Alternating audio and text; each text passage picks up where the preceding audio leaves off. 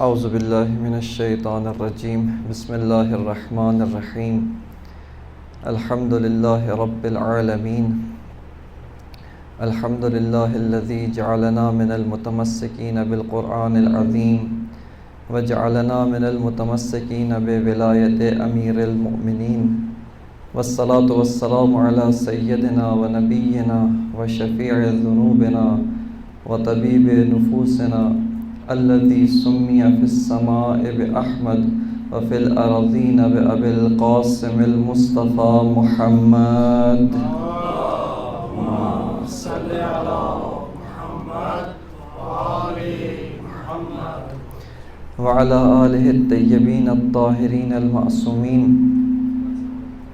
واللعنة الدائمة على أعدائهم من الآن إلى قيام يوم الدين. اما بعد فقد قال الامام حسین بن علی علیہ السلام ان رسول اللہ صلی اللہ علیہ وآلہ وسلم قال من رأى سلطانا جائرا مستحلا لحرم اللہ ناکثا لعہد اللہ مخالفا لسنت رسول اللہ یعمل فی عباد اللہ بالاثم والعدوان فلم یغیر علیہ بقول وفعل کان حقا علی اللہ ان یدخلہ مدخلہ. صلوات پڑھ لیجیے محمد وآل محمد پر.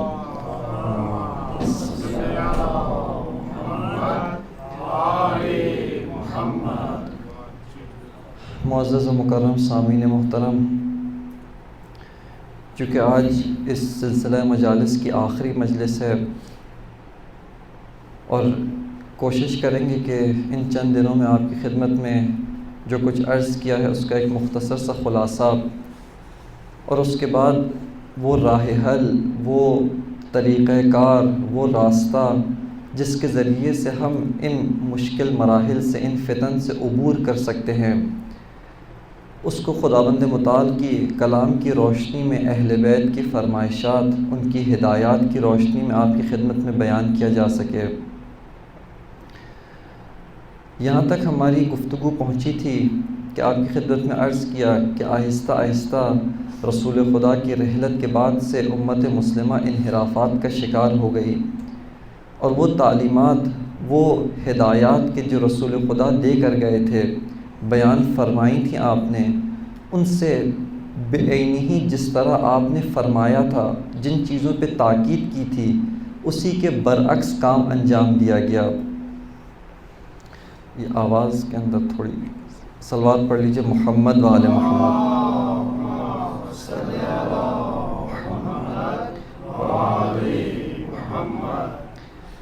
لہٰذا رسول خدا نے جن چیزوں پر تاکید کی، جیسے نظام ولایت کے قیام پر تاکید فرمائی، اپنی احادیث کے لکھنے پر تاکید فرمائی، جاہلیت کے معیارات کو مٹانے کے اوپر بہت زیادہ تاکید و اصرار کیا، آہستہ آہستہ امت نے انہی چیزوں کو چھوڑ دیا اور وہی راستہ جو آپ نے بتایا کہ اس کو طے کرو، اس کو چلنا ہے، اس کے اوپر عمل کرنا ہے، بعینی جو منافقین تھے، جو آپ کے راستے کو مٹانا چاہتے تھے، انہوں نے آپ کی ہدایات کی روشنی میں بعینی برعکس عمل کیا.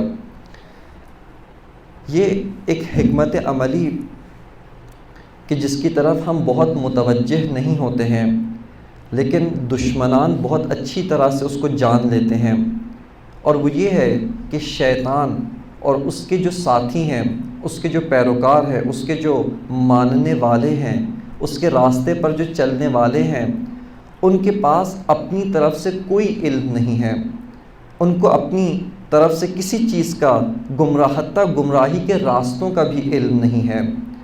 وہ آتے ہیں، آ کر پیغمبر کی ہدایات کو مشاہدہ کرتے ہیں، اس کو بہت دقت کے ساتھ مطالعہ کرتے ہیں، جس چیز پہ رسول خدا اصرار کر رہے ہیں، جس چیز پہ رسول خدا بہت زیادہ تاکید کر رہے ہیں، اس سے ان کو معلوم ہوتا ہے کہ اس کام کے اندر کوئی ایسا راز پوشیدہ ہے کہ اگر یہ اس پہ عمل کریں میرے چنگل میں نہیں پھنس سکتے ہیں، یہ میرے دام میں کبھی گرفتار نہیں ہوں گے. لہٰذا اس وجہ سے وہ ان چیزوں کا مطالعہ کر کے، ان چیزوں کو دیکھ کر بعینی برعکس اسی کے 180 درجہ مخالف عمل انجام دیتا ہے. بعض اوقات ہم یہ سمجھتے ہیں کہ یہ جو چھوٹے چھوٹے کام ہوتے ہیں، یہ چھوٹے اعمال جس کے اوپر بے حد حساسیت دکھائی جاتی ہے، رسول خدا بہت حساسیت دکھا رہے ہیں، ائمہ اہل بیت بہت زیادہ تاکید کر رہے ہیں، یہ کام اس کے پیچھے کوئی حکمت نہیں ہے، لیکن آپ سے زیادہ آپ کے دشمن کو معلوم ہے کہ کیا حکمت پوشیدہ ہے، تبھی وہ انہی چھوٹے کاموں کے ذریعے سے، انہی اعمال کے ذریعے سے آپ کو بہکانے کی کوشش کرتا ہے۔ ایک سادہ سی مثال آپ کی خدمت میں عرض کروں، حرام نگاہ، ایک انسان کسی نامحرم کو نہ نگاہ کرے، اس کو نہیں دیکھے، اس کے اوپر بہت تاکید کی گئی ہے، اس کے اوپر بہت اصرار کیا گیا ہے، حتیٰ امام جعفر صادق علیہ السلام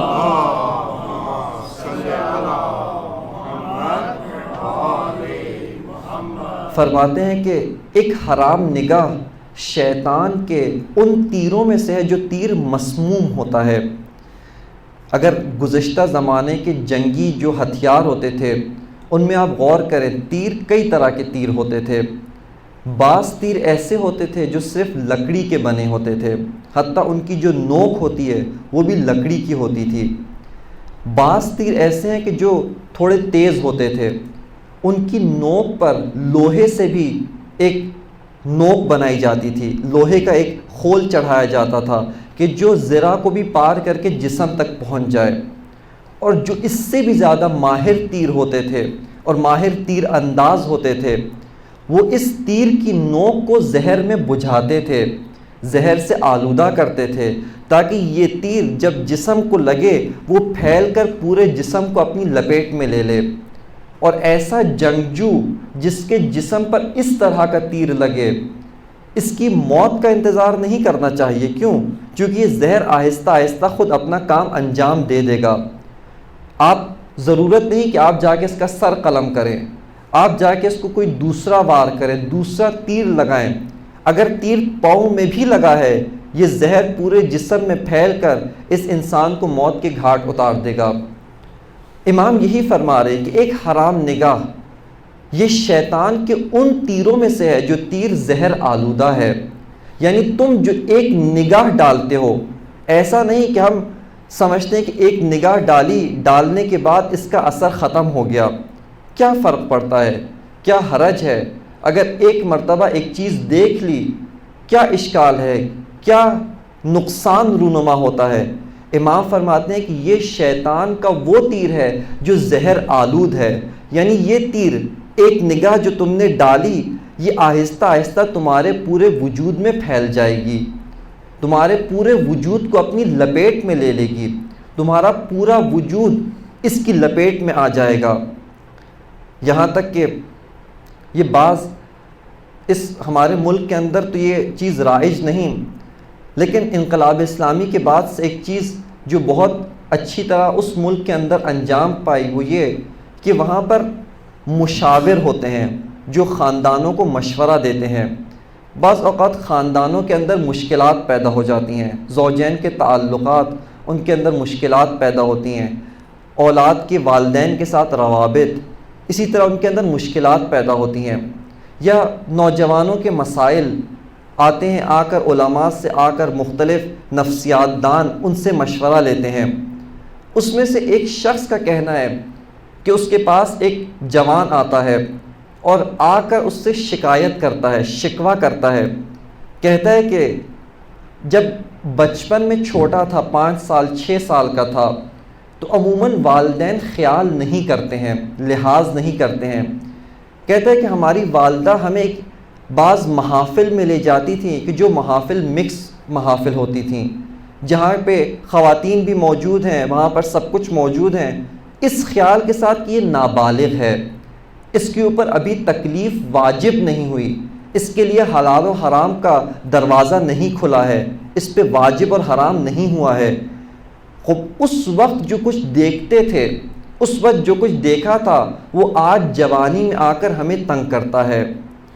وہ تصاویر، وہ مناظر کہ جو انسانی ذہن ضبط کر لیتا ہے، اس کو اپنے قبضے میں لے لیتا ہے، یہ انسان کے پورے وجود میں سرایت کر جاتے ہیں، اور اس کے بعد بہت سارے ایسے گناہ جس کے مقابلے میں ہم یہ حرام نگاہ کو معمولی سمجھتے ہیں.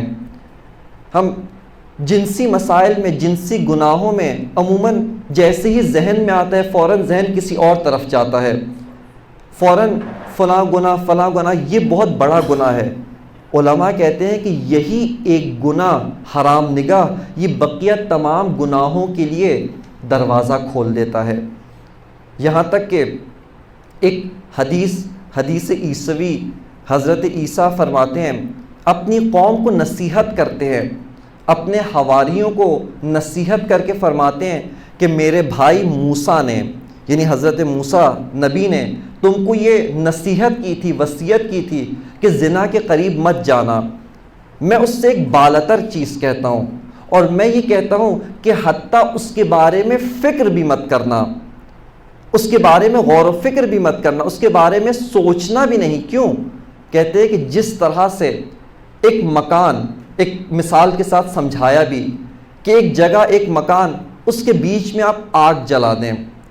کہتے ہیں کہ یہ آگ مکان کو جلاتی نہیں ہے، لیکن مکان کو غبار آلود کر دیتی ہے، اس کو سیاہ کر دیتی ہے. لہٰذا وہ کہتے ہیں کہ اسی طرح یہ جو تم فکر کرتے ہو، حرام چیزوں کے بارے میں سوچتے ہو، حرام چیزوں کے بارے میں تخیل کرتے ہو، تمہارے خیالات ملوث رہتے ہیں، یہ بہت سارے گناہوں کے لیے پیش خیمہ بنتے ہیں، اس کے لیے مقدمہ بنتے ہیں. اور آپ دیکھیں جتنی تاکید اس کو ترک کرنے پہ، اس کو چھوڑنے پر، آج انہی شیاطین نے انہی روایات و اہل بیت کی روشنی میں کہ اس پر اتنی حساسیت دکھائی جا رہی ہے، اس کو ترک کرنے پر اتنا اصرار ہے، وہ بعینی برعکس کسی نہ کسی طرح، آپ بہتر جانتے ہیں معاشرے میں نکلیں، در و دیوار کے اوپر فحاشی والے مناظر، آپ کوئی ایک چیز مثال کے طور پہ یوٹیوب پہ جاتے ہیں، کوئی درس سننا چاہتے ہیں، کوئی لیکچر سننا چاہتے ہیں، اس سے پہلے، اس کے بیچ میں، اس کے وسط، اس کے بعد بچوں کے کارٹون کے درمیان، یہ سب انہوں نے کہاں سے لیا؟ ان کی اپنی عقل اس تک نہیں پہنچ سکتی ہے. یہ سب کا سب انہوں نے اہل بیت کی روایات میں جو تاکید ہوئی ہے اس کے مخالف راستے پر چلے، اس کے بالکل برعکس راستے پر، اس کی ضد میں، اس کی نقیض اس کے اوپر چلے. لہٰذا شیطان اور اس کے چیلے جو کچھ بھی انجام دیتے ہیں ان کے پاس اپنا کچھ بھی نہیں، وہ انہی طریقوں سے، انہی چیزوں پر جس پہ بہت حساسیت دکھائی جا رہی ہے، وہ انہی سے سیکھتے ہیں، اسی سے حاصل کرتے ہیں.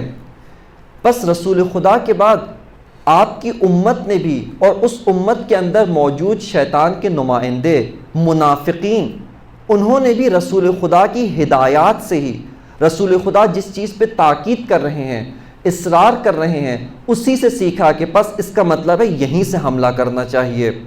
جس دروازے کو رسول خدا بند کر رہے ہیں اس کا مطلب ہے کہ یہ دروازہ شیطان کے داخل ہونے کا دروازہ ہے، اسی کو کھولنا چاہیے، اسی کو توڑنا چاہیے، یہیں سے وارد ہونا چاہیے.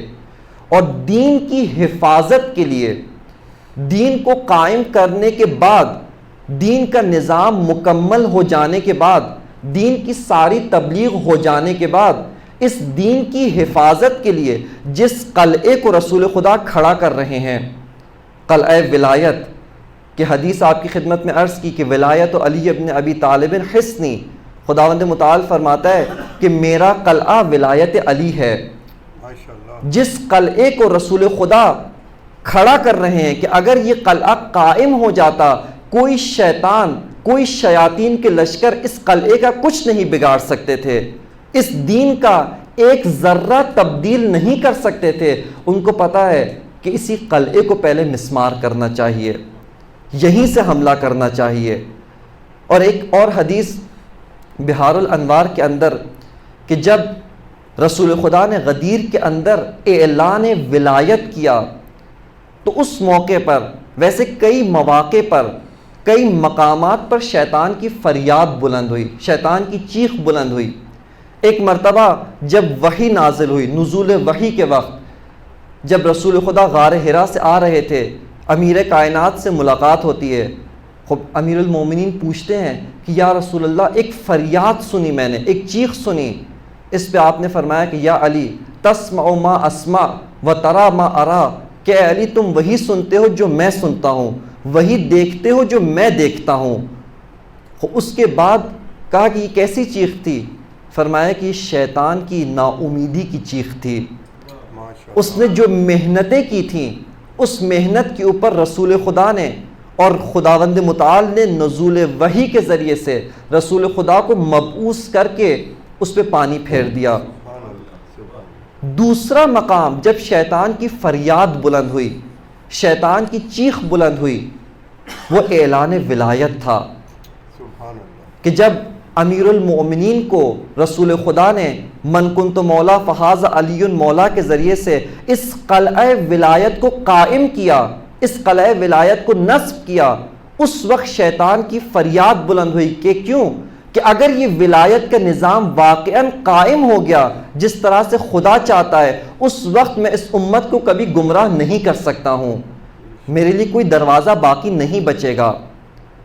اور اسی وجہ سے ایک اور حدیث کے اندر، ایک اور واقعے کے اندر جناب سلمان فارسی امیر المؤمنین سے پوچھتے ہیں کہ جب خلافت سے محروم کر دیا گیا، اپنے مسلم حق سے محروم کیا گیا، اس وقت پوچھتے ہیں کہ میں نے شیطان کی خوشی کے آثار دیکھے۔ جناب سلمان ان لوگوں میں سے ہیں، ان بابصیرت لوگوں میں سے کہ جن کی ظاہری بصارت کے علاوہ ان کی بصیرت کی آنکھیں بھی کھلی ہوئی تھیں، وہ ملکوتی حقائق بھی مشاہدہ کرتے تھے۔ اس موقع پر یعنی شیطان تاج پہن کے فخر کے ساتھ آج اپنے لشکر کے درمیان، اپنے قوم و قبیلے، اپنے پیروکار ماننے والوں کے درمیان فخر و مباحات کا شکار کرتا ہے، فخر و مباحات کا اظہار کرتا ہے، فخر و مباحات سے گفتگو کرتا ہے کہ اب اس امت کو میرے چنگل سے کوئی نہیں بچا سکتا۔ کیوں؟ جس قلعے کو رسول خدا قائم کر کے گئے تھے، اس قلعے کو میں نے قائم نہیں ہونے دیا، اس حفاظتی نظام کو میں نے نہیں بننے دیا۔ اور یہیں پر کہنے دیجئے مجھ کو کہ آج 1400 سال کے بعد سے دوبارہ جب ایک سرزمین کے اوپر، اس زمین کے اوپر کسی خطے میں نظام ولایت قائم ہوا ہے، عالمی شیاطین کی اسی طرح چیخیں بلند ہوئی ہیں۔ سبحان اللہ، سبحان اللہ۔ عالمی جتنے شیاطین ہیں سب کی فریاد، سب کی چیخیں، سب کی بیزاری، سب کی اظہار عجز، سب کے اظہار ناتوانی کہ آج وہی قلعہ جس کو ہم نے بڑی محنت، بڑی کوشش سے اس وقت قائم نہیں ہونے دیا، ایک خمینی بتچکن نے اسی کو دوبارہ کھڑا کر دیا ہے۔ لہٰذا آج اگر آپ کو نہیں سمجھ میں آتی کہ کیوں اتنی مخالفتیں ہیں، کیوں اتنی دشمنیاں ہیں، کیوں یہ سب کچھ ہو رہا ہے، اس کی وجہ یہی ہے۔ شیاطین کی جتنی فریادیں ہیں وہ اس نظام ولایت کی وجہ سے ہیں۔ بس رسول خدا کی امت اس طرح سے آہستہ آہستہ شیاطین کے دام میں گرفتار ہوتی گئی، اور پھر نوبت یہاں تک پہنچی کہ جو ان کا ہدف تھا، منصوبہ تھا کہ ایک مسند رسمی سے، ایک مقام رسمی سے، رسول خدا کی رسمی وارثیت کے مقام سے، جو ان کے رسمی وارثین ہوں، جو ان کی مسند پہ بیٹھے، ان کے منبر پر بیٹھیں، وہیں سے یہ اعلان کروایا جائے، وہیں سے یہ اظہار کروایا جائے کہ وہ دین نعوذ باللہ باطل تھا، وہ دین درست نہیں تھا، اس دین کے اندر اسی رسمی طور پر اتنی تحریفات کی جائیں۔ یہ جو عموماً ہمارے اذہان کے اندر یہ سوال پیدا ہوتا ہے، علماء بھی اٹھاتے ہیں اور مختلف خود بھی یہ سوال پیدا ہوتا ہے کہ امام حسین نے 10 سال پہلے کیوں قیام نہیں کیا؟ جب آپ کے بھائی کی شہادت ہوتی ہے، اس وقت امیر شام حاکم ہے، اس کی عزائم، اس کے مقاصد، اس کا جو کچھ ظاہر و باطن امام پر عیان تھا، امام کے لیے پوشیدہ نہیں تھا۔ اور ایک اور روایت کے مطابق، ایک اور روایت نہیں، نقل تاریخی، اس کے مطابق کہ مغیرہ کا بیٹا، مغیرہ ابن شعبہ، اس کا بیٹا کہتا ہے کہ ایک دن میرا باپ بہت پریشانی کے عالم میں، بہت غم و اندوہ کے عالم میں، بہت حیرت و سرگردانی کے عالم میں اس کو میں نے پایا۔ پوچھا کہ کیا ہوا؟ کیوں اتنے پریشان ہیں؟ ایسی حالت میں آپ کو پہلے کبھی نہیں دیکھا۔ اس نے کہا کہ یہ جو میرا سردار ہے، یہ جو شخص ہے، یہ تو اصلاً مسلمان نہیں ہے۔ اس نے کہا کیا ہوا، کچھ بتائیے۔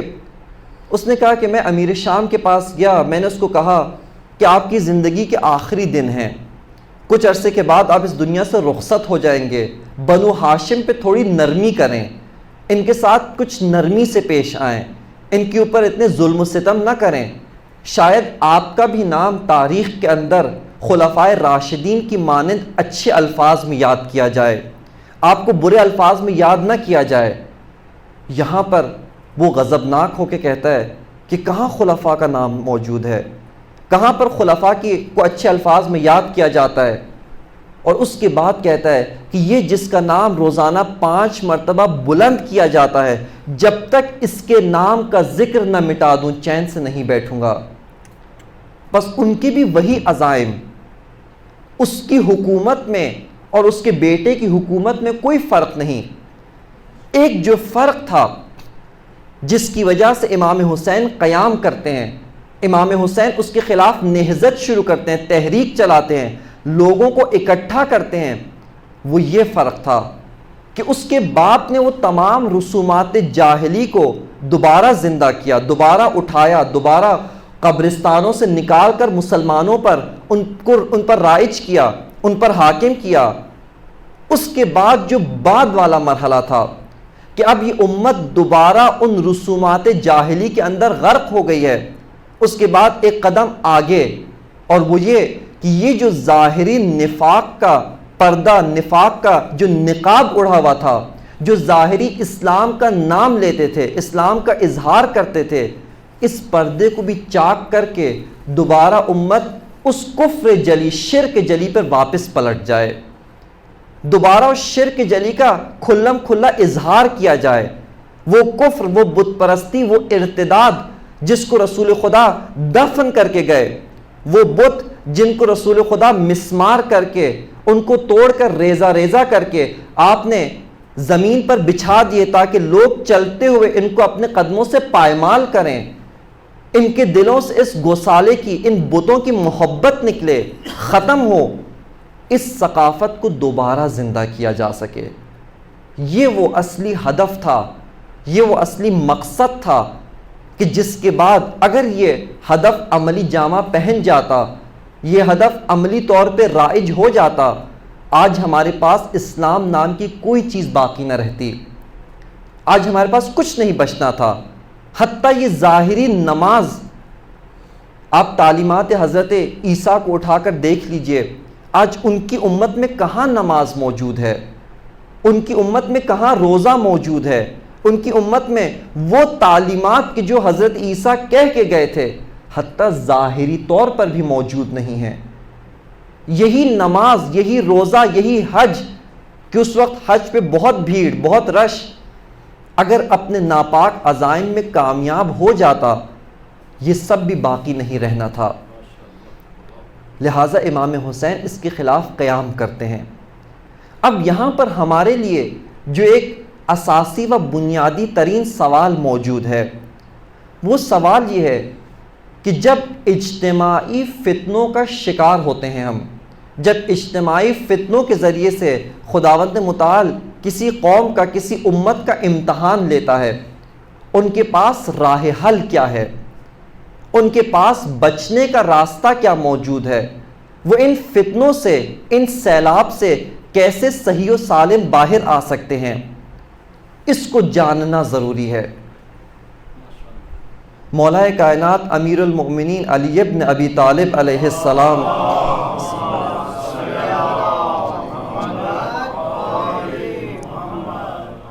آپ کا ایک خطبہ موجود ہے، بہت خوبصورت خطبہ، بہت عالیشان خطبہ۔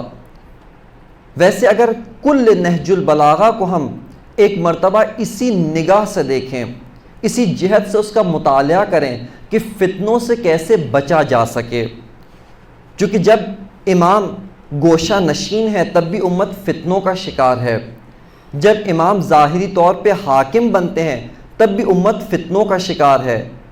کوئی آپ کے مقابلے میں کسی نعرے سے اٹھ کھڑا ہو رہا ہے، کوئی کسی اور طرح سے اٹھ کے کھڑا ہوتا ہے، کبھی قرآن نیزوں پہ اٹھایا جاتا ہے، کبھی خوش مقدس لوگ، ایسے نمازی، ایسے پرہیزگار، ایسے عبادت گزار، شب زندہ دار، جن کی پیشانی پر نماز کے سجدے کر کے اس طرح کے نشان بن گئے تھے جیسے اونٹ کے گھٹنے پہ ہوتے ہیں، زمین سے رگڑ رگڑ کے اتنے نشان بن گئے تھے، اور اس حد تک متقی، اس حد تک ظاہری طور پہ عبادت گزار کہ عبداللہ ابن عباس جیسی شخصیت بھی ان کے دھوکے میں آ جاتی ہے۔ عبداللہ ابن عباس جیسی شخصیت بھی ان کی نمازیں، ان کے روزے، ان کے عبادات سے مرعوب ہو جاتی ہے، لیکن علی ان کے سامنے مرعوب نہیں ہوتے ہیں۔ پس کل نہج البلاغہ کہ اس میں سے اکثر وہ خطبات ہیں جو امام کی حکومت ظاہری کے اندر آپ کے جمعے کے خطبات ہیں، آپ کے عمومی خطابات ہیں، لہٰذا کل نہج البلاغہ اسی فتنے کی شناخت، فتنے کو کس طرح بجھایا جا سکتا ہے، فتنے کا مقابلہ کس طرح کرنا ہے، فتنوں میں خود کس طرح محفوظ رہنا ہے، جا بجا اس کی امام نے اس کی طرف اشارہ کیا ہے، اس کو بیان کیا ہے۔ لیکن ایک مقام پر جب رحلت رسول کے بعد امت نے آپ کا ساتھ چھوڑ دیا، وہیں پر تاریخ کی دو اہم شخصیات امام کے پاس آتی ہیں۔ ایک شخصیت رسول خدا کے چچا حضرت عباس ابن عبد المطلب ہیں، اور دوسری شخصیت ابو سفیان کی شخصیت ہے۔ یہ دونوں امام کے پاس آتے ہیں اور امام سے تقاضا کرتے ہیں، اور اس کا بھی ماجرا بہت دلچسپ ہے کہ کیوں ابو سفیان امام کے پاس آتا ہے، کہ یہ تجارتی قافلے پر گیا ہوا تھا سامان لے کر، راستے میں اس کو پتہ چلا کہ رسول خدا اس دنیا سے پردہ پوشی فرمائی، رحلت کر گئے ہیں، پوچھتا ہے کہ آپ کے بعد خلیفہ کون بنا؟ اس کو بتایا گیا کہ خلیفہ اول خلیفہ بن گئے ہیں۔ یہاں پر وہ حقارت کے ساتھ وہی قوم و قبیلے کی جو اس کے ذہن میں تعصب تھا، کہا کہ یہ فلاں مثال کے طور پہ اس قبیلے کا باشندہ، یہ بھی کوئی آج کی تعبیر کے مطابق یہ بھی کوئی انسان ہے جس کو تم نے خلیفہ بنا دیا ہے۔ اس تعصب کے ساتھ کہ خلافت وہاں چلی گئی، قریش سے نکل گئی، یہ آتا ہے حضرت عباس کے پاس اور کہتا ہے کہ کیوں علی کو خلافت سے محروم کر دیا؟ علی اگر ایک مرتبہ اظہار کریں کہ خلافت میرا حق ہے، میں خلیفہ برحق ہوں، رسول خدا مجھے جانشین بنا کے گئے، تو میں مدینہ کی گلیوں کو گھوڑ سوار اور پیادہ فوج سے بھر دوں گا۔ اس منصوبے کے تحت یہ دونوں آتے ہیں امیر المومنین کی خدمت میں اور کہتے ہیں کہ آپ اپنا ہاتھ آگے بڑھائیے، ہم آپ کی بیعت کرنا چاہتے ہیں۔ یہاں پر علی کی بابصیرت نگاہیں دیکھ لیتی ہیں کہ یہ شخص جو آج نفاق کا لباس اڑ کے آیا ہے، نفاق کی نقاب چڑھا کے آیا ہے، اس کے پیچھے کیا عزائم پوشیدہ ہیں، اور اس اسلام کا کیا حال ہوتا، اس اسلام کا کیا بنتا کہ جو ابو سفیان کی مدد سے قائم ہو، جو ابو سفیان کے گھوڑ سواروں، جو ابو سفیان کے پیادہ فوج، اس کے ذریعے سے جو اسلام قائم ہو، اس اسلام پہ فاتحہ پڑھ لینی چاہیے۔ امیر المومنین نے اس وقت جو خطبہ ارشاد کیا وہ یہی کہ ایھا الناس شقوا امواج الفتن بسفن النجات، کہ اے لوگوں امواج فتنوں کی موج کو سفینۃ النجات کے ذریعے سے چیر ڈالو۔ کہ امواج فتنوں کا جب سیلاب آتا ہے، فتنے جب ہر خشک و تر کو بہا کے لے جاتے ہیں، اگر اس حالت میں تمہارے پاس سفینۃ النجات نہ ہو، اس وقت تم نجات نہیں پا سکتے ہو۔ پس فتنوں سے نکلنے کے لیے امیر المومنین نے جو ہدایت دی، جو رہنمائی فرمائی، وہ یہ ہے کہ سفینۃ النجات کو تھامو، اور جس کو رسول خدا سفینۃ النجات بتا کے جا رہے ہیں وہ حسین ابن علی ہیں۔ ان الحسین مصباح الہدی و سفینۃ النجات، کہ حسین مصباح الہدی و سفینۃ النجات ہیں۔ اسی کی روشنی میں کچھ راہ حل جس کے ذریعے سے ہم فتنوں سے بچ سکتے ہیں، فتنوں سے صحیح اور سالم باہر آ سکتے ہیں، اور وہ راستہ اتباع اہل بیت ہے۔ ماشاءاللہ۔ اتباع اہل بیت کو ابھی کھولنا ہے، اس کی وضاحت کرنی ہے۔ جو بقیہ جتنا بھی وقت ہے یہ صرف اسی کلمہ اتباع اہل بیت، تمسک باہل بیت، یہی راہ نجات ہے۔ سبحان اللہ۔ اس کے علاوہ کوئی اور راہ نجات نہیں ہے۔ لیکن اسی تمسک باہل بیت کو ہم نے سمجھنا ہے۔ سب سے پہلی چیز، تمسک باہل بیت لفظ نہیں ہے، عمل ہے۔ سبحان اللہ۔ تمسک باہل بیت لفظ نہیں ہے، ایک عمل کا نام ہے۔ جیسے قرآن مجید کی آیہ مجیدہ کہ جو بھی عروۃ الوثقی سے متمسک ہوتا ہے اس نے ایک مضبوط سہارا تھام لیا ہے۔ خب یہ تمسک بعروۃ الوثقی، خب یہ ایک عمل کا نام ہے، ایک عمل ہے، ایک کام آپ نے انجام دینا ہے، کچھ کرنا ہے، نہ فقط کچھ بولنا ہے، نہ فقط اپنے اذہان میں کچھ تصورات بٹھا لینے ہیں۔ تصور بٹھانے کا نام تمسک نہیں ہے، ایک عمل کا نام تمسک ہے۔ اور ایک ایسا عمل جس عمل کے متعدد مراحل ہیں، اس کے متعدد درجات ہیں، اس کے متعدد لیولز ہیں، کہ عموماً ہم اس تمسک کو سب سے نچلے درجے پر، سب سے جو اس کا آخری درجہ ہے، سب سے نیچا جو درجہ ہے، صرف اسی میں منحصر کر دیتے ہیں۔ یعنی اہل بیت سے تمسک، یعنی جس طرح سے وہ عمل انجام دیتے تھے اسی طرح سے ہم عمل انجام دیں، کہ یہ بھی پہلا مرحلہ ہے۔ اس سے بالاتر اور مراحل ہیں کہ جن مراحل تک ہم نے پہنچنا ہے، اور ان مراحل تک پہنچنے کی جو درسگاہ ہے، ان مراحل تک پہنچنے کی جو تربیت گاہ ہے، ان مراحل تک پہنچنے کے لیے جو مقام ہے جہاں پر آ کر ہم مشق کریں، تمرین کریں، وہ عزا خانہ ہے، ماشاءاللہ۔ وہ عزائے حسین ابن علی ہے۔ یہ ان مقامات، ان درجات کو حاصل کرنے کی جگہ ہے، اور منبر حسین کا بھی یہی فریضہ ہے کہ امت کو ان چیزوں کی، تمسک باہل بیت کی تمرین کروائے، تمسک باہل بیت کی مشق کروائے، اس کی پریکٹس کروائے۔ بس پہلا مرحلہ تمسک باہل بیت کا وہی کہ آپ عمل کے ذریعے سے اپنے عمل کو ویسا بنائیں جیسا اہل بیت کا عمل تھا، اس کے قریب آنے کی کوشش کریں۔ ہمارا عمل بے عینی ہی ان کے جیسا نہیں ہو سکتا۔ جب جناب عثمان ابن حنیف امیر المومنین کے والی، گورنر بصرہ کی طرف مقرر کیا، بھیجا، انہوں نے ایک غلطی ان سے رونما ہوئی، اور وہ غلطی یہ تھی کہ اس محفل کے اندر چلے گئے، اس دعوت کو قبول کیا، اس کھانے میں شرکت کی جہاں سے فقراء کو ٹھکرایا جاتا تھا۔ اس کے اوپر امیر المومنین نے ان کو خط لکھا اور ان کی سرزنش کی، تنبیہ کی۔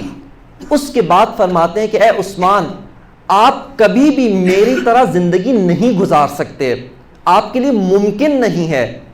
اس دنیا کی زندگی میں سے تمہارے امام نے فقط سوکھی روٹی پر اور 2 جوڑا کپڑے پر اکتفا کر لیا ہے، اور خود کہتے ہیں کہ میں جانتا ہوں تم یہ نہیں کر سکتے ہو، لیکن کم از کم اعینونی، میری مدد کرو۔ کس چیز کے ذریعے سے؟ میری اتباع کرنے کے ذریعے سے، اپنے عمل کو میرے جیسا بنانے کی کوشش کرنے کے ذریعے سے۔ امام فرماتے ہیں اعینونی، بہت دلچسپ تعبیر ہے کہ میری مدد کرو۔ یہ پہلا مرحلہ ہے یہیں پر، اور ہم عموماً سارا جتنا بھی دین ہوتا ہے اس کو اسی مرحلے میں منحصر کر دیتے ہیں، اعمال کے اندر۔ امام خمینی کی ایک کتاب 40 حدیث، بہت خوبصورت کتاب، بہت عمیق کتاب، اور بہت ہی یعنی ایک ایسی کتاب کہ جس کو ہم اگر خود بھی مطالعہ کریں تو ایک مرتبہ مطالعے سے نہیں سمجھ میں آتی، کئی مرتبہ اس کو بار بار، اور اس سے بھی بہتر، اس سے بھی آئیڈیل صورتحال یہ ہے کہ کسی استاد کی خدمت میں اس کتاب کو درس لیا جائے، اس کتاب کو پڑھا جائے، وہ آ کر اس کتاب کی سطر سطر کو تدریس کرے، اس کے اندر ایک جملہ جو فرماتے ہیں کہ احادیث نے بھی اس کو بیان کیا ہے، فرماتے ہیں کہ جنت اور جہنم کے مقامات اور درجات ہیں۔ سب سے جو نچلی جہنم ہے وہ جہنم اعمال ہے۔ یہی انسان جو اپنے عمل کے ذریعے سے غلطی کرتا ہے، اپنے عمل کے ذریعے سے گناہ انجام دیتا ہے، اپنے عمل کے ذریعے سے جو خلاف قانون خدا، معصیت خدا انجام دیتا ہے، اس کی جہنم سب سے نچلی جہنم ہے۔ اور اس موافقت اطاعت خدا کی جو جنت ہے وہ سب سے نچلی جنت ہے۔ اس سے بالاتر ایک اور جنت اور جہنم ہے، اور وہ جنت و جہنم اخلاق ہے۔ انسان کے نفس میں جو صفات ہیں، جو کوالٹیز ہیں، جو اس کے نفس کے اندر اقدار پوشیدہ ہے، جو اس کے نفس کے اندر رذائل یا فضائل موجود ہیں، شجاعت ہے یا بزدلی ہے، عدالت ہے یا شقاوت و ظلمت ہے، یا اس کے علاوہ دیگر جو فضائل اخلاقی ہیں، اس کی جو جنت ہے وہ اس سے بالاتر جنت ہے، اور اس کی جہنم اس سے شدید جہنم ہے۔ جہنم اخلاق و جنت اخلاق، اس سے بالاتر ایک اور جنت و ایک اور جہنم ہے، اور وہ جنت و جہنم عقائد ہے۔ وہ جنت و جہنم فکر ہے، عقائد ہے، ایمان ہے، یعنی جو ایمان، جو عقائد تم نے اختیار کیے، آیا یہ ایمان مطابق حکم الہی ہیں یا نہیں ہیں، یہ اس سے بالاتر جنت و جہنم۔ اور یہیں پر ایک کہ عبادات بہت سارے لوگ اس زمانے میں انجام دیتے تھے، بہت سارے لوگ اس زمانے میں نیک اعمال انجام دیتے تھے، اور بہت سارے لوگ اس زمانے میں جنت کے مشتاق تھے، لیکن جنت بھی کچھ لوگوں کی مشتاق تھی۔ اور جن لوگوں کی جنت مشتاق ہے، کچھ نام بیان کیے گئے، 4 ہستیوں کی جنت مشتاق ہے۔ کچھ لوگ جنت کے دیدار کے آرزو میں ہیں، اور کچھ لوگوں کے دیدار کی جنت کو تمنا ہے۔ جن لوگوں کی خواہشمند خود جنت ہے، مولا کائنات، ابو ذر، سلمان، مقداد، جنت ان کی مشتاق ہے۔ خود حضرت سلمان کی عبادت کے بارے میں ایک جملہ جو اسی امام خمینی کے کلام، ان کی فرمائشات کی تاکید میں، کہ روایت کے اندر آیا کہ کثرت کے ساتھ سلمان جو عبادت انجام دیتے تھے وہ تفکر تھا۔ التفکر فی خلق اللہ، خداوند متعال کی خلقت میں غور و فکر کرنا، خداوند متعال کے آثار میں، اس کے دیگر امور میں غور و فکر کرنا، یہ ان کی عبادت کا بڑا حصہ تھا۔ ان کی عبادت اسی کے اوپر مشتمل تھی۔ بس ان کی جنت، وہ جنت چراگاہ نہیں، وہ نور ہو، وہ دودھ ہو، شہد ہو، ان چیزوں کی جنت نہیں، بلکہ وہ جنت ہے کہ جہاں پر خداوند متعال تبسم کی حالت میں پایا جاتا ہے۔ کہ یہ جملہ میں کہتے ہوئے جھجک رہا تھا کہ عموماً ہمارے ذہن میں تصور کہیں اور نہ جائے کہ تبسم سے مراد وہ رضوان الہی ہے، وہ رضایت الہی ہے، وہ مقام ہے کہ جہاں پر خداوند متعال ارشاد کرتا ہے کہ یا ایتھا النفس المطمئنہ ارجعی الی ربک راضیۃ مرضیہ فادخلی فی عبادی وادخلی جنتی، کہ اے نفس مطمئن، اے میرے بندے تو میری جنت میں داخل ہو جا، اس حالت میں کہ میں خدا تجھ سے راضی، تو مجھ سے راضی ہے۔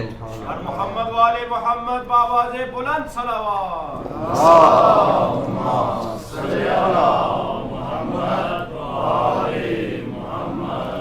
بس یہ جنت اور جہنم کا سب سے بالاتر یہ شدید ترین مرحلہ ہے۔ اسی طرح اتباع اہل بیت، تمسک باہل بیت، اس کے بھی اسی طرح کے مراحل، اسی طرح کے مقامات ہیں۔ پہلا مرحلہ اتباع در عمل، اعمال میں ان کی اتباع کرنا. دوسرا مرحلہ جو اس سے زیادہ مشکل و سخت ہے، اور وہ یہ کہ انسان اپنے احساسات، اپنے عواطف، اپنی خوشی، اپنے غم، اپنا غصہ، اپنی خوشحالی، اپنا سرور، ان سب میں اہل بیت کی اتباع کرے. اس کو کہاں پہ غضبناک ہونا چاہیے؟ جہاں پر حسین غضبناک ہوتے ہیں. اس کا غصہ وہاں پہ ابھرنا چاہیے، اس کا غصہ وہاں پر جوش مارنا چاہیے جہاں پر علی غضبناک ہوتے ہیں، اور اس کو وہاں پر خوشحال ہو جانا چاہیے جہاں اہل بیت خوشحال ہوتے ہیں. ایک بہت ہی عظیم جملہ زیارت عاشوراء کا، کہ زیارت عاشوراء کے متعلق علماء نے بہت تاکید کی ہے، اور بزرگ علماء مراجع جنہوں نے واقعاً کوئی مقام حاصل کیا، اس دنیا میں اپنا نام پیدا کیا، سب نے زیارت عاشوراء پہ تاکید کی ہے.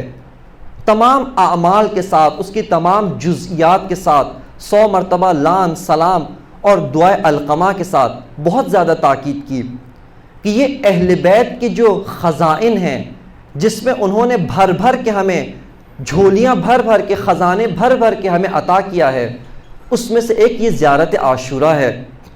اور اس زیارت کے قراءت کے، اس زیارت کو پڑھنے کے آثار میں سے ایک اثر یہ ہے، ایک جو فائدہ ہے، دنیاوی حاجات تو پوری ہو جاتی ہیں، دنیاوی خواہشات آپ کو مل جائیں گی، جتنا مانگیں گے اس سے بڑھ کر عطا کریں گے، لیکن اس کے علاوہ جو ایک اثر ہے وہ یہ کہ انسان اسی فتنوں کے زمانے سے، اسی زمانے میں کہ جب گرد و غبار ہو، جب پاؤں پھسلنے کا بہت خطرہ موجود ہو، انسان بخیر و عافیت گزر جاتا ہے. یہ زیارت عاشوراء کی تاثیر ہے، اور اگر اس کی تعلیمات پر عمل کر لے تو نور علی نور ہے. اسی زیارت عاشوراء کا ایک جملہ، انی سلم لمن سالمکم وحرب لمن حاربکم، کہ امام اے ابا عبداللہ، میں اس کے ساتھ حالت صلح میں ہوں جو آپ کے ساتھ حالت صلح میں ہے. جو آپ سے محبت رکھتا ہے میں بھی اس سے محبت رکھتا ہوں. جو آپ کے ساتھ حالت جنگ میں ہے میں بھی اس کے ساتھ حالت جنگ میں ہوں. جو آپ کے ساتھ عداوت و دشمنی رکھتا ہے میں بھی اس کے ساتھ عداوت و دشمنی رکھتا ہوں. یعنی میرے احساسات، میرا غضب، میرا غصہ، میری خوشحالی، میری تمام آرزوئیں، میری تمنائیں، یہ سب کچھ آپ کی تابع ہیں، یہ آپ کے پیروکار ہیں. جہاں پر آپ غضبناک ہوتے ہیں میں بھی وہیں غضبناک ہوتا ہوں. جو آپ کو محبت رکھتا ہے، آپ کو دوست رکھتا ہے، آپ سے الفت رکھتا ہے، آپ کی ولایت کو قبول کرتا ہے، میں بھی اس سے محبت کرتا ہوں. لیکن افسوس کے ساتھ یہ مرحلہ بہت سخت ہے، واقعاً بہت سخت مرحلہ ہے.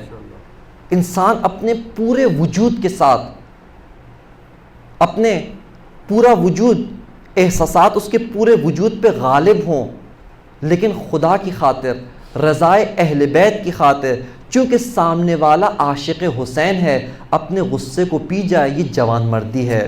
سبحان اللہ، سبحان اللہ. چونکہ سامنے والا محب اہل بیت ہے، رد عمل نہ دکھائے.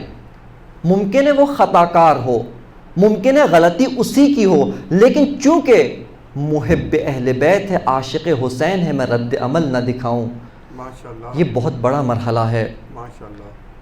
آج آپ غور کریں، اہل سنت بھائی، اہل سنت برادران، ان میں سے بڑی اکثریت محب اہل بیت ہیں. ماشاءاللہ، ماشاءاللہ. یہ محب اہل بیت ہیں، دشمن اہل بیت نہیں. جو دشمن اہل بیت ہو اس کو پیروکار سنت نہیں، پیروکار معاویہ کہتے ہیں. وہ دشمن اہل بیت، ناصبی، خارجی، دین سے خارج، یہ بغض اہل بیت رکھتے ہیں. بس اہل سنت اسی فرمان کی روشنی میں، انی سلم لمن سالمکم، یہ محب اہل بیت ہیں. ماشاءاللہ. یہ اہل بیت کے ساتھ حالت صلح میں ہیں، یہ اہل بیت کے عشق میں، اہل بیت کے عاشق ہیں. اگرچہ اپنی خاص انداز میں، اپنے طور طریقے کے مطابق، اپنے رسوم و رواج، اپنی ثقافت، جو کچھ ان کو بتایا گیا اس کے مطابق اس عشق کا اظہار کرتے ہیں. بس اسی فرمان کے مطابق یہ ہمارے دشمن نہیں ہیں، اور ہم بھی ان کے ساتھ دشمنی رکھنے کے جواز نہیں رکھتے ہیں. فقط اس کے ساتھ کہ جو ناصبی ہے، جو خارجی ہے، بغض اہل بیت کا شکار ہے اور مرض بغض اہل بیت میں گرفتار ہے، فقط وہ ہمارا دشمن ہے. اور اس سے بڑھ کر انتہائی افسوس کے ساتھ کہ آپ کو یہ بات سن کے تکلیف ہوگی، چونکہ مجھے بھی یہ بات کرتے ہوئے بہت تکلیف ہو رہی ہے، اور وہ یہ کہ انتہائی افسوس کے ساتھ آج اہل ولا، اہل بیت کی ولایت کو ماننے والے، اہل بیت کی ولایت و امامت کو قبول کرنے والے ایک دوسرے کے ساتھ بغض رکھتے ہیں، ایک دوسرے کے ساتھ کینہ رکھتے ہیں، ایک دوسرے کے ساتھ اچھا برتاؤ نہیں رکھتے، ایک دوسرے کے ساتھ اس فرمان کی روشنی میں عمل نہیں کرتے. آپ جلوس اذا کی بعض جو رویداد ہوتی ہے، اگر اسی کو سن لیں انسان خون کے آنسو روئے کہ سارے ماتمی، سارے عاشق حسین، سارے غم حسین منانے والے، سارے اہل بیت کے مصائب پر گریہ کرنے والے، اہل بیت کے مصائب پر سینہ زنی، نوحہ خوانی، ماتم داری کرنے والے، ان میں آپس میں اختلاف کس چیز پہ کہ کس کا دستہ پہلے نکلے گا، کس کا علم بلند ہوگا، کس کی سینہ زنی زیادہ مشہور ہوگی، کس کی ماتم داری سینہ زنی کی آواز بلند ہوگی، کس کا نوحہ زیادہ مشہور ہوگا.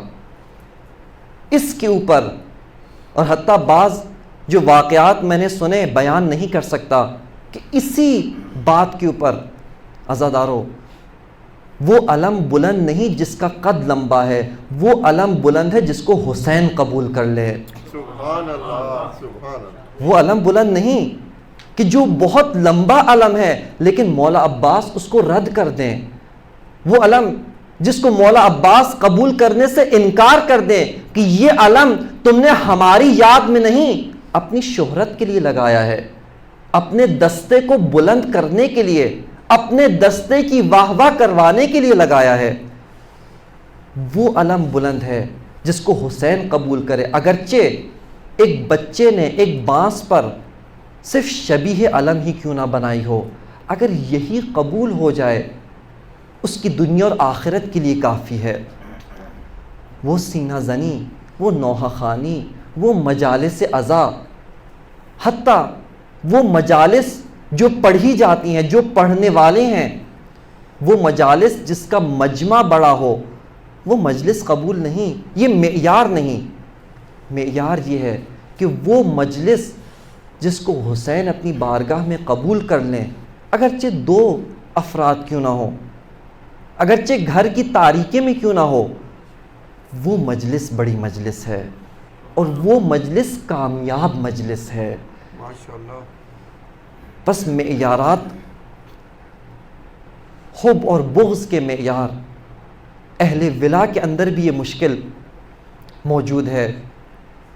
زیارت جامعہ کبیرہ کہ جو امام ہادی کی تعلیم کردہ انتہائی اہم زیارت، بموالاتنا تمت الکلمۃ واختلفت الفرقہ، اس میں ہم امام کے سامنے، زری کے سامنے امام کو مخاطب قرار دے کر یہ کہتے ہیں کہ اے معصوم، اے امام، اے وہ شخص جس کا میں پیروکار ہوں، آپ کی ولایت کے ذریعے سے، بموالاتکم، آپ کی ولایت کے ذریعے سے خداوند متعال نے ہم پر نعمت بھی تمام کی.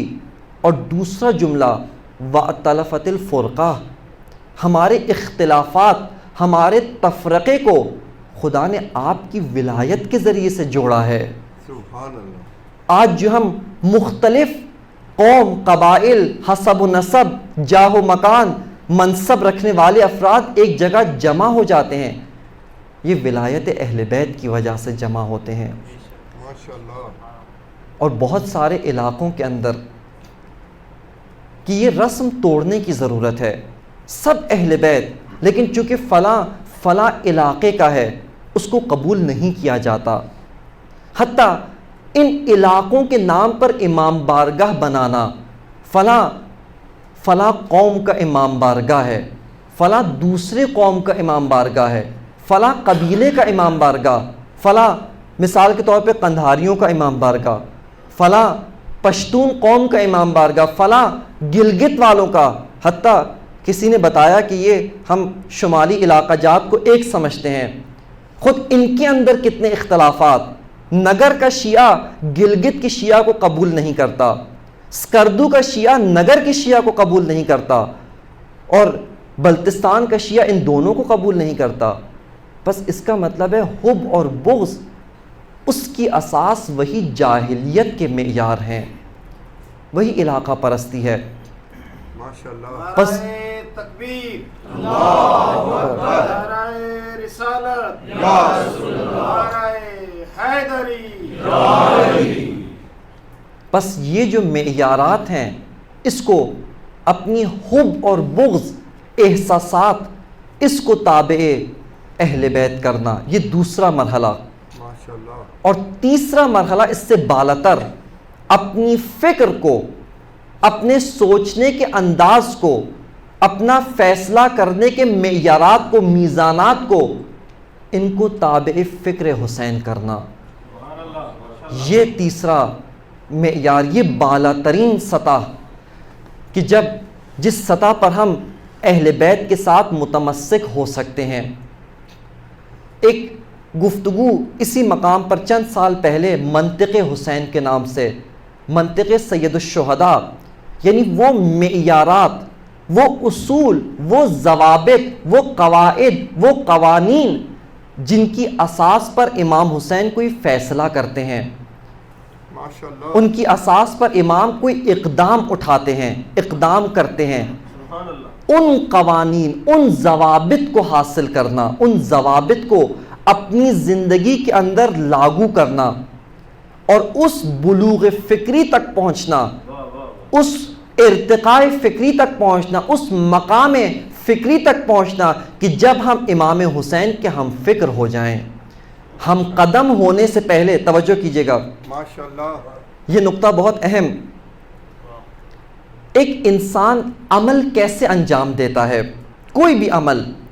آپ مثال کے طور پہ پیاس محسوس کرتے ہیں، گھر کے اندر بیٹھے ہوئے ہیں، پانی فاصلے پر ہے، خوب پیاس آپ کو لگی ہوئی ہے، پیاس محسوس کی. وہ کیا چیز ہے جو آپ کو مجبور کرتی ہے کہ آپ اپنی جگہ سے اٹھیں، کچھ وہ جو ظاہری چلنے پھرنے کی تکلیف ہے اس کو برداشت کریں، خود کو پانی تک پہنچائیں اور اس کے بعد پیاس بجھائیں؟ وہ کیا چیز ہے؟ اس کو علماء نے جو مراحل ذکر کیے کہ ایک انسان کے عمل کے جو مراحل ہوتے ہیں، ایک انسان کن مراحل کو طے کرنے کے بعد اس سے کوئی عمل سرزد ہوتا ہے، کوئی عمل رونما ہوتا ہے. کہتے ہیں کہ سب سے پہلا مرحلہ علم کا مرحلہ ہے. آپ کو علم ہوا کہ میں پیاسا ہوں. دوسرا علم کہ پانی فلاں جگہ پر موجود ہے. تیسرا علم کہ یہ میری پیاس بجھا سکتا ہے. یہ 3 طرح کے علم، اور اس کے ساتھ یہ میرے لیے نافع ہے، نفع رکھتا ہے، اور اگر اس کام کو انجام نہ دیا، پانی نہ پیا تو ضرر ہوگا، یہ میرے لیے مضر ہے. یہ پہلا مرحلہ.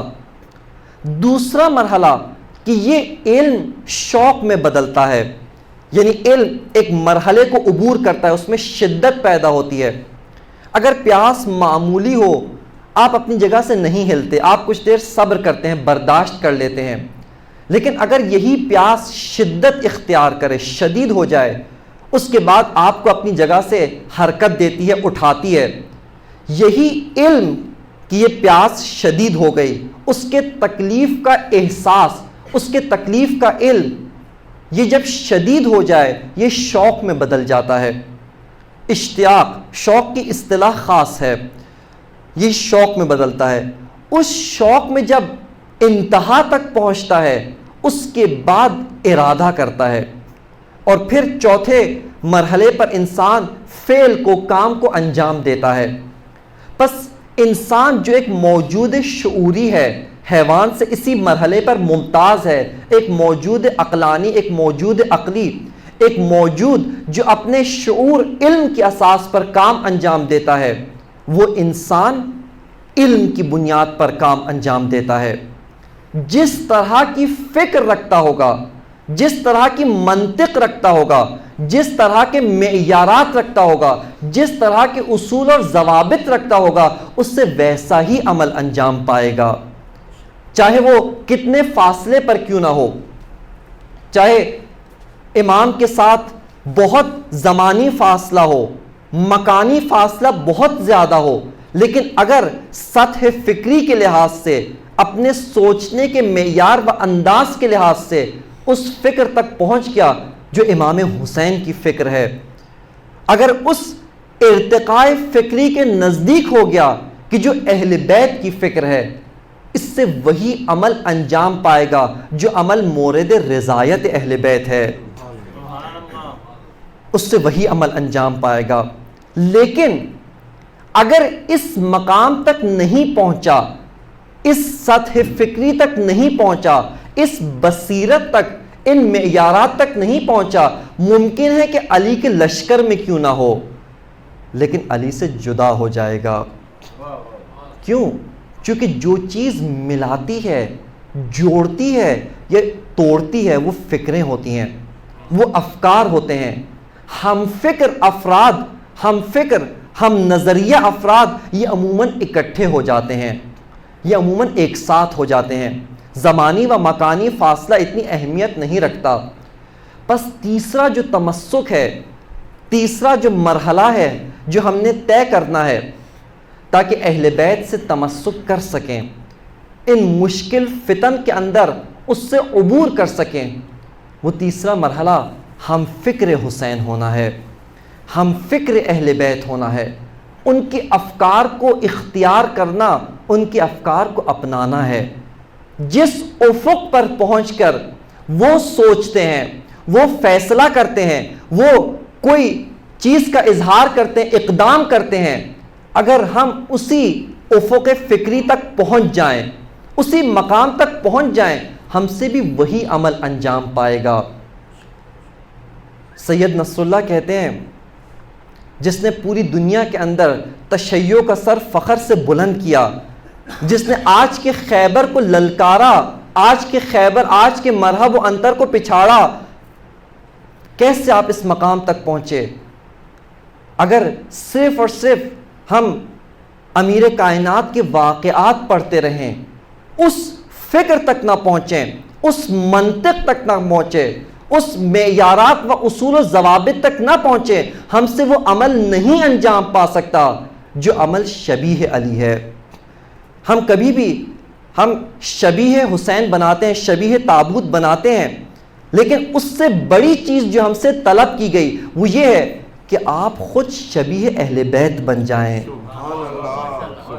ہم سے یہ طلب کیا گیا ہے، یہ اپنی طرف سے نہیں، روایات میں یہی کہا گیا۔ چونکہ قیامت کے دن میزان اعمال امیر المؤمنین ہے، کردار علی میزان ہے، آپ کو پرکھا جائے گا، تو آپ کو اس طرح نہیں کہ جس کا عمل زیادہ ہے، جس کی نمازیں زیادہ ہیں، جس کی عبادتیں زیادہ ہیں، جس کی ٹکریں زیادہ ہیں، جس کے طواف زیادہ ہیں، جس کے روزے زیادہ ہیں، جس کا حج اور عمرہ زیادہ ہے، اس سے نہیں پرکھا جائے گا، بلکہ اس چیز سے پرکھا جائے گا کہ اگر 2 رکعت نماز بھی ہے، علی کی نماز کے نزدیک ہے، وہ قبول ہو جائے گی۔ اور اگر نمازوں کا ڈھیر ہو، نمازوں کا انبار ہو، اس معرفت سے خالی ہو، وہ عمل مردود ہو جائے گا، وہ عمل رجیم ہو جائے گا۔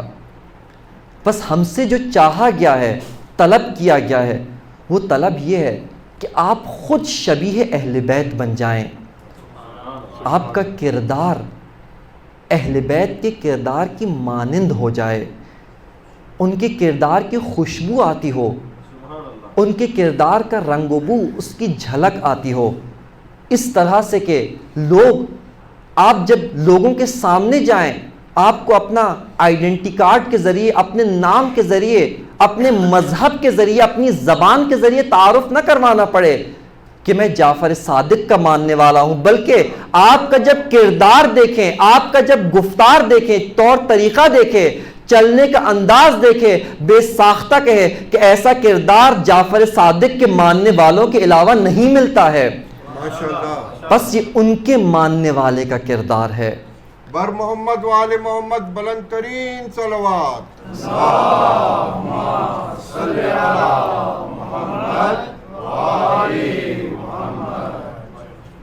یہ ہم سے طلب کیا گیا ہے، یہ ہم سے مانگا گیا ہے، اور یہی راہ نجات ہے۔ شقوا امواج الفتن بسفن النجات، کہ اے لوگوں، فتنوں کے زمانے کے اندر جب امواج فتن بلند ہو رہی ہوں، فتنوں کا سیلاب آیا ہوا ہو، اس وقت فتنوں کی امواج کو، فتنوں کی موجوں کو سفینۃ النجات کے ذریعے سے چیر ڈالو، اور وہ تمسک باہل بیت ہے ان تینوں سطح کے اندر۔ اس کے علاوہ سامعین محترم، بس آخری جملات اور اس کے بعد آپ کی زحمتیں تمام کروں گا۔ ایک دفعہ آئیے، آ کر ہم اپنے آپ کا جائزہ لیں، واقعاً ہمیں ایک مرتبہ مکمل طور پہ سر سے پیر تک، اپنے ظاہر سے باطن تک، ہر طرح سے اپنا جائزہ لینا چاہیے۔ اپنی فکر، اپنے عقائد، اپنے ایمان، جو ہمارے یقینیات ہیں، جن پر ہم یقین کرتے ہیں، ہمارے یقینیات وہ نہیں جن کو ہم نے ذہن میں بٹھایا ہوا ہے، ہمارے یقینیات وہ ہیں جن کے مطابق ہم زندگی میں فیصلے کرتے ہیں، جن کے مطابق زندگی میں چلتے ہیں، مشکل مقامات پر جن کے مطابق عمل کرتے ہیں۔ ہمیں ان چیزوں پر یقین ہے، ان چیزوں پر بھروسہ ہے، وہ ہماری یقینیات ہیں، اس پر ہمارا ایمان ہے۔ ایک دفعہ آئیں، اس کا جائزہ لیں، کوئی دوسرا اس کا جائزہ نہیں لے سکتا۔ یہ اہل بیت کے زمانے میں بھی اصحاب کی یہ سیرت ہوتی تھی۔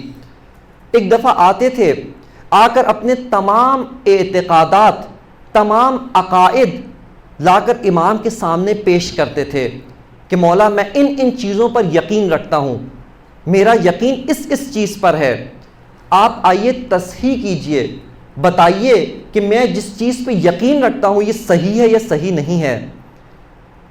عرضہ اعتقادات، بہت ساری روایات ایسی ہیں کہ جس کے اندر اس نے اپنے ایمان کا، اعتقادات کا امام کے سامنے پیش کیا۔ حضرت عبدالعظیم حسنی، جن کا مزار تہران کے اندر موجود ہے، یہ آتے ہیں امام کے پاس، سارے اعتقادات بیان کیے، امام کے سامنے پیش کیے کہ آپ بتائیے، تصحیح کیجئے، کسی جگہ پہ افراط تو نہیں، کسی جگہ پہ تفریط تو نہیں۔ امام تصحیح کرتے تھے۔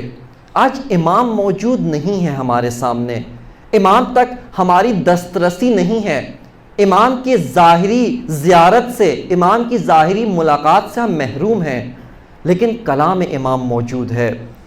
اس کلام امام کے ساتھ ہم اپنے اعتقادات کا آ کر مقایسہ کریں، ایک مرتبہ جائزہ لیں۔ ایک کتاب امام حسین کے خطبات کو بہت مختصر اور مفید انداز میں، جو امام نے کلام کیا، جو گفتگو کی، کس کس سے ملاقات کی، خطبات امام حسین مدینہ تا کربلا، اس کے مصنف یا جنہوں نے اس کو جمع آوری کی ہے، ترجمہ کیا، جناب محمد صادق نجمی، بہت خوبصورت کتاب، کسی شرح میں داخل نہیں ہوئے، فقط آتے گئے امام کے جو کلام تھا اس کو ذکر کیا، کہاں پر یہ کلام امام نے بیان فرمایا، کلام کا مخاطب کون ہے، اس سب کو انہوں نے ذکر کیا۔ اس کو لیں، ایک دفعہ اس کے ساتھ اپنے اعتقادات کا ہم مقایسہ کریں، اس کے ساتھ پرکھیں کس حد تک مطابقت پائی جاتی ہے، امام کس کے مقابلے میں غضبناک ہوتے ہیں، کس چیز کے مطابق امام سرور، مسرور اور خوشحال ہوتے ہیں، کس چیز پر امام شدید رد عمل دکھاتے ہیں، امام کی فکر کیا ہے، امام کے سوچنے کا انداز کیا ہے، امام کے اعمال کیا ہیں، امام کس طریقے سے عمل انجام دیتے ہیں، اس کے ساتھ ہم مقایسہ کریں۔ اور اس کے علاوہ ایک اور کام کہ جب اپنے آپ کا جائزہ لیں، اسی میں ہم نے یہ دیکھنا ہے، یہ پرکھنا ہے کہ ہمارے اندر وہ جاہلیت کے کون کون سے معیارات راسخ ہو گئے ہیں، وہ جاہلیت کی کون سی اقدار ہمارے اندر رچ بس گئی ہیں کہ جس کو اہل بیت نے من کیا، جو دشمنان اہل بیت کے اندر پائی جاتی تھیں، جو مخالفین اہل بیت، جو ناصبیوں کے اندر پائی جاتی ہیں، ان اقدار کو اپنے آپ سے جدا کرنا، اپنا تخلیہ کرنا، علم اخلاق کا یہی کام ہے۔ عموماً علم اخلاق کا تعارف غلط کروایا جاتا ہے۔ علم اخلاق یعنی آپ اچھی صفات پیدا کر لیں، آپ ایک اچھے انسان بن جائیں۔ کوئی کہے میں نے اچھا انسان نہیں بننا، نہ، علم اخلاق وہ علم ہے جس سے انسان حق کے راستے پر ثابت قدم رہ سکتا ہے۔ اگر اخلاق نہ ہو، یہ صفات نہ ہو، یہ فکر نہ ہو، یہ منطق نہ ہو، یہ طرز تفکر نہ ہو، آپ یقین مان لیں، یقین جان لیں کہ اگر ہم اس صدی میں ہوتے، اس زمانے میں ہوتے اور مختلف حالات کی وجہ سے کاروان حسین کے ساتھ چل بھی پڑتے، لیکن فکریں الگ ہوتی، اخلاق الگ ہوتے، صفات الگ ہوتی، کسی موڑ پر امام سے جدا ہو جاتے، کسی موڑ پر جدا ہو جاتے۔ بس راہ نجات یہی ہے کہ اپنا جائزہ لیں، سر سے لے کر پاؤں تک، ظاہر سے لے کر باطن تک، ان سب چیزوں کا، اپنے ماضی کے حوادث کو ٹٹولیں، اپنے ماضی کے حوادث پر نگاہ دوڑائیں، اپنے ماضی کے حوادث، کہاں کہاں پر میرا پاؤں پھسل گیا تھا، کہاں پر لغزش کا شکار ہوا تھا، اس کا مطلب ہے یہ میری کمزوری ہے، اس کا مطلب ہے یہیں سے شیطان مجھ میں نفوذ کر سکتا ہے، یہیں سے شیطان مجھے امام وقت سے دور کر سکتا ہے۔ پس فتنوں کے زمانے کے اندر ایک راہ نجات یہی ہے، تمسک باہل بیت، اور اس کے علاوہ کہ جب ہم خود اہل بیت سے متمسک ہو گئے ان تمام مراحل کے اندر، اس کے بعد آ کر دوسروں کو، آ کر اپنے ساتھیوں کا، اپنے دوستوں کا، اپنے رشتہ داروں کا، اپنے ساتھ اٹھنے بیٹھنے والوں کا ہاتھ پکڑ کے ان کا ہاتھ بھی اہل بیت کے ہاتھ میں تھما دیں، ان کو بھی اہل بیت کے ساتھ متمسک کر دیں، ان کی لگام بھی، ان کی زمام بھی اہل بیت کے ہاتھ میں تھما دیں، ان کو بھی انہی مراحل کو طے کرتے ہوئے اس کے ساتھ ہمکنار فرمائیں۔ یہ اطاعت، یہ ہمیں نجات دے سکتی ہے۔ ان فتنوں سے گزرنے کا راہ حل یہی نجات ہے۔ اور اس کے علاوہ ایک اور راہ نجات جس کو سب نے ذکر کیا، علماء نے کہا، وہ توسل باہل بیت ہے۔ یہ تمسک باہل بیت تھا، اس کے علاوہ توسل باہل بیت ہے۔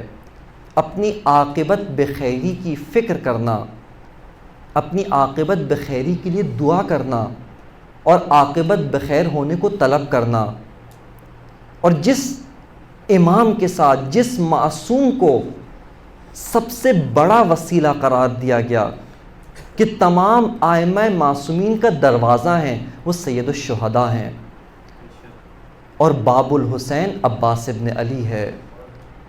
اگر حسین تک پہنچنا چاہتے ہیں، حسین تک پہنچنے کا دروازہ عباس ابن علی ہے۔ یہ میری بات نہیں، یہ علماء نے ذکر کیا ہے۔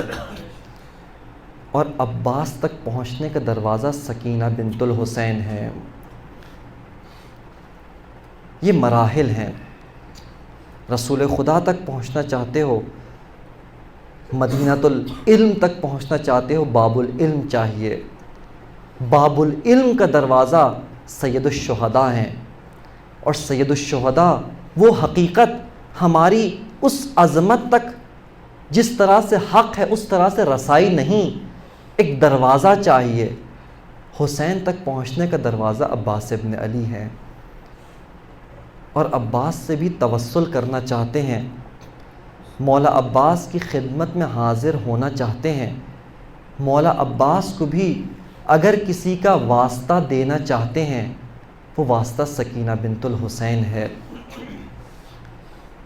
کہ یہ واسطہ کبھی رد نہیں ہوتا، یہ واسطہ کبھی خداوند متعال ٹھکراتا نہیں ہے۔ بس عزادارو، وہ وفا کا پیکر، وہ اطاعت کا نمونہ، جس نے اپنے امام وقت کی ایسی اطاعت کی کہ علماء نے لکھا کہیں پر سوال نہیں پوچھا، کہیں پر امام کے مقابلے میں کوئی بات نہیں کی، کہیں پر امام کو کوئی مشورہ نہیں دیا، کہیں پر امام کی فرمائش، امام کے فرمودات، امام کے بیانات، ارشادات، اس کے مقابلے میں کیوں کا سوال نہیں پوچھا۔ جو امام کہتے گئے عباس کرتے چلے گئے، جو امام فرماتے گئے عباس کرتے چلے گئے۔ یہ حقیقت حضرت عباس ہے۔ ہمیں خدا شاہد ہے حضرت عباس کی معرفت نہیں ہے، ہمیں حتیٰ انصار امام حسین کی معرفت نہیں ہے۔ یہ زیارت نامے جو ہم پڑھتے ہیں یہ اس شخصیت کا تعارف ہوتے ہیں، اس شخصیت کو بیان کیا جاتا ہے، اس شخصیت کا تعارف کروایا جاتا ہے۔ حضرت عباس کا زیارت نامہ اٹھا کر دیکھیے، السلام علیکہ ایہا العبد الصالح المطیع للہ ولرسولہ ولامیر المؤمنین وللحسن والحسین، کہ میرا سلام ہو آپ پر اے عبد صالح، اور اس کے بعد ایسی اطاعت کی، اس طرح کی اطاعت کی کہ قیامت تک اطاعت کو اپنے ساتھ منسوب کروا لیا، مطیع حسین کے طور پہ پہچانے جانے لگے۔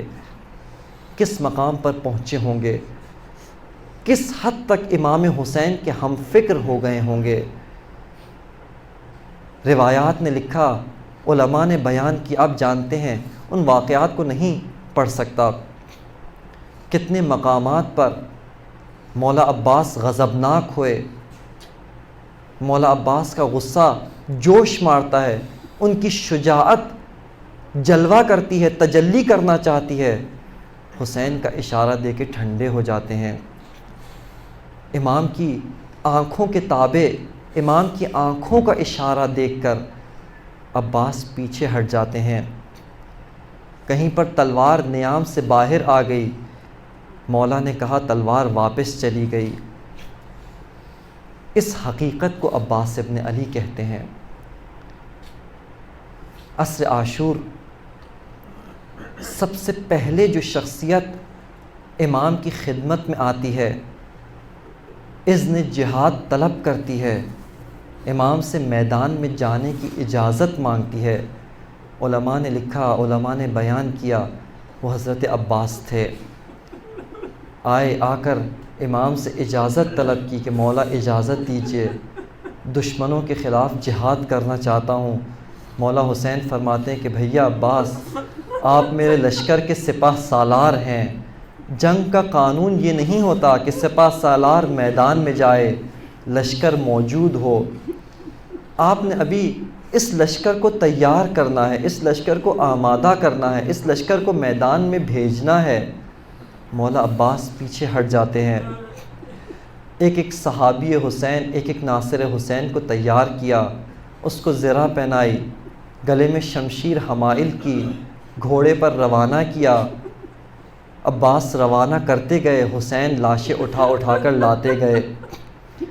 بس عزادارو، اسی طرح جب ناصر حسین میں کوئی نہیں بچا، بنو ہاشم کی باری آتی ہے، مولا عباس پھر آگے آتے ہیں، فرماتے ہیں کہ آقا اب اس غلام کو اجازت دیجئے میدان میں جاؤں۔ مولا حسین فرماتے ہیں کہ بھیا عباس، اب تک جس کو آپ نے بھیجا، جس لشکر کو آپ نے روانہ کیا، اس میں حبیب ابن مظاہر تھے، اس میں مسلم ابن اوسجا تھے، اس میں کچھ جنگجو نوجوان تھے، بوڑھے تھے، جن کو جنگ کا تجربہ تھا، لیکن اے بھیا اب اس لشکر میں وہ ننھے ننھے بچے موجود ہیں جن کو آپ نے تیار کر کے روانہ کرنا ہے، جن کو جنگ کرنا آپ نے بتانا ہے۔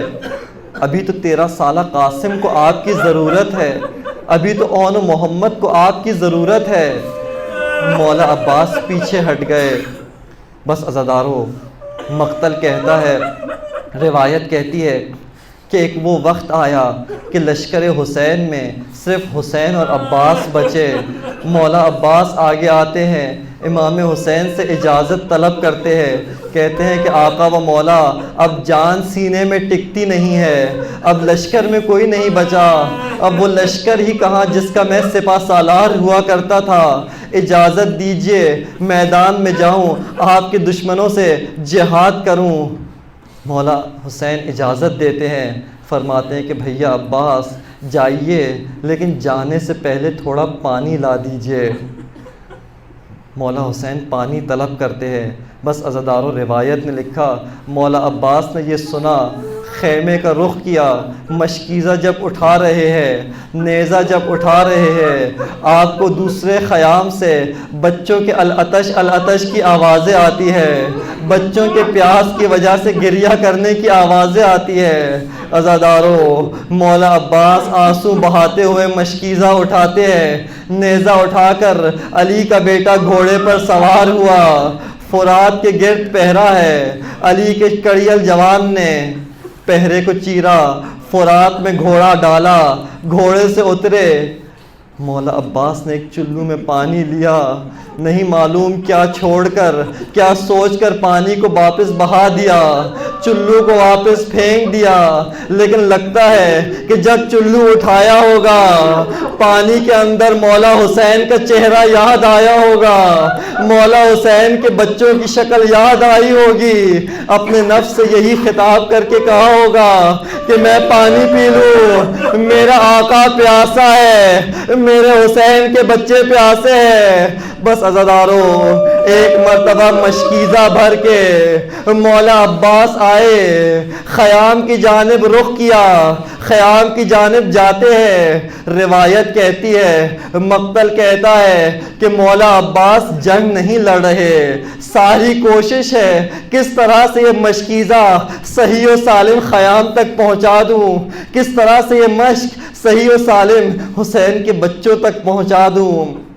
بس عزادارو وہ مقتل کے واقعات میں نہیں پڑھ سکتا، کس طرح سے مولا عباس کا بازو قلم ہوا، ایک بازو قلم ہونے کے بعد کس طرح مشکیزہ دوسرے ہاتھ میں تھاما، اس کے بعد جب دوسرا بازو قط ہوا، منقطع ہوا، قلم ہوا، کس طرح سے مشکیزہ منہ میں تھاما۔ عباس کی ساری کوشش ہے پانی پہنچ جائے، لیکن جب پانی کے مشکیزے کو تیر لگتا ہے، نہ صرف پانی بہا، عباس کی تمنا بہہ گئی، عباس کی امید بہہ گئی۔ روایت نے لکھا اب مولا عباس کے گھوڑے کا رخ میدان جنگ کی طرف ہے، اب علی کا بیٹا جنگ لڑنا چاہتا ہے، پانی تو نہیں پہنچا، اب جنگ لڑتا ہوں۔ کس طرح جنگ لڑی ہوگی، جس کے بازو نہیں وہ کیسے جنگ لڑتا ہے۔ بس عزادارو مولا حسین منتظر ہے، ایک آواز سنتے ہیں، یا اخی ادرک اخاک، اے بھیا اپنے بھائی کی مدد کو پہنچو۔ مولا حسین سمجھ گئے بھیا گھوڑے پہ نہیں ہے، زمین کربلا پہ ہے۔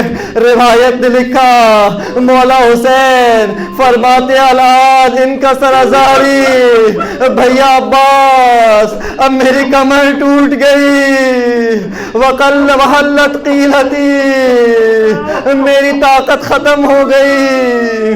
نہیں معلوم عزادارو، نہیں معلوم کس طرح مولا حسین خود کو مولا عباس کے پاس پہنچایا ہوگا۔ اس کے بعد دو روایت پڑھتا ہوں۔ ایک روایت کہتی ہے کہ جب مولا حسین بھیا کے پاس پہنچے، مولا عباس کے پاس پہنچے، جھک کر مولا عباس کو اٹھانا چاہا۔ مولا عباس نے محسوس کیا کہ آقا مجھے اٹھانا چاہتے ہیں، تڑپ کے پوچھتے ہیں کہ آقا کہاں لے کر جانا چاہتے ہیں۔ مولا حسین فرماتے ہیں کہ بھیا خیام میں لے جاؤں گا، وہاں کچھ آرام آ جائے گا۔ مولا عباس تڑپ کے کہتے ہیں کہ آقا خیموں میں نہ لے کے جانا، جب میں آیا تھا سکینہ کو پانی کا وعدہ دیا تھا، پانی نہیں پہنچا سکتا۔ بس عزادارو دوسری روایت کہتی ہے کہ جب مولا عباس نے التجا کی، درخواست کی کہ آقا خیمے میں نہ لے کے جانا، مولا حسین بیٹھ گئے، بھیا کا سر اٹھایا، اٹھا کر گود میں رکھا، آنکھوں سے خون کو صاف کیا۔ عزادارو، جیسے مولا عباس نے آقا کی زیارت کی، مولا حسین کی زیارت کی، روایت کہتی ہے مولا عباس گریا کرتے ہیں، مولا حسین پوچھتے ہیں بھیا روتے کیوں ہو؟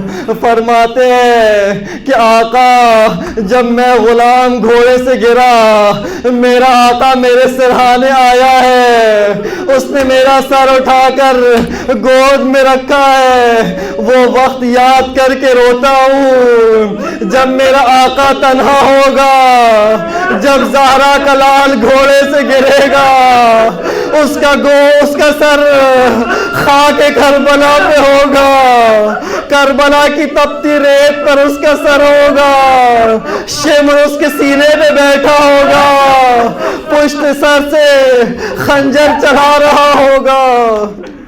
الا لعنت اللہ علی القوم الظالمین فسیعلم الذین ظلموا ای منقلب ینقلبون۔ ماتم حسین۔